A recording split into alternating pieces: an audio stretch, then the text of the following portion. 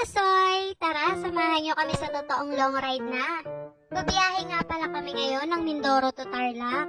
At syempre, kasama namin si Parako, kaya ipapa-full tank na namin dito sa Kalintaan.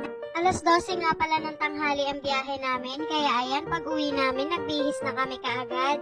Ready na, tara, alis na tayo. Isang bag nga lang yung dala naming gamit, tapos ayan, mga tools na din. At wala pang ang 30 minutes, nandito na kami sa Colonia Sablayan. Pinahinto nga kami pagdating dito sa gate. Kinabahan ako, akala ko kung ano na. Pinatanggal nga lang yung helmet sa amin kasi bawal daw yung naka-helmet sa loob. At yan na nga, nakipagkwentuhan pa ng konti si sir. Aral daw siya ng elementary sa Tarlac. Tapos yung crush niya daw, binigyan siya ng eraser na may nakasulat na I love you. Hindi daw makalimutan ni sir yon, kaya habang kinukwento niya, kinikilig pa din siya. At eto na nga yung itsura namin ng walang helmet. Nagmukha tuloy kami hold up, Diyos ko.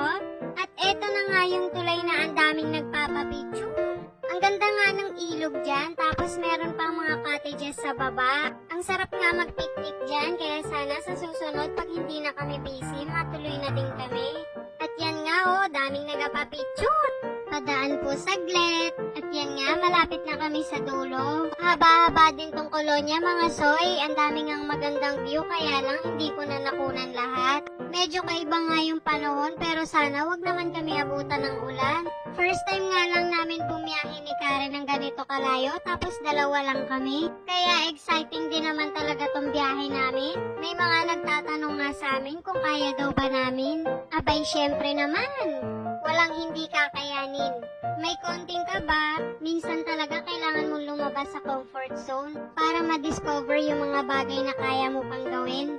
Ang dami ko na namang kwento. O siya mga soy, nandito na kami sa Abra de Ilog. Simula Kalintaan hanggang dito, tinakbo nga pala namin ng 2 hours and 45 minutes.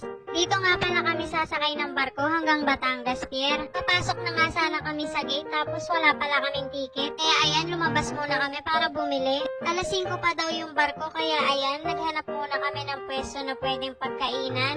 Gutom na nga kami dyan, buti na lang may pabaon na kanin at tusino si mama. O tara soy, manganta na.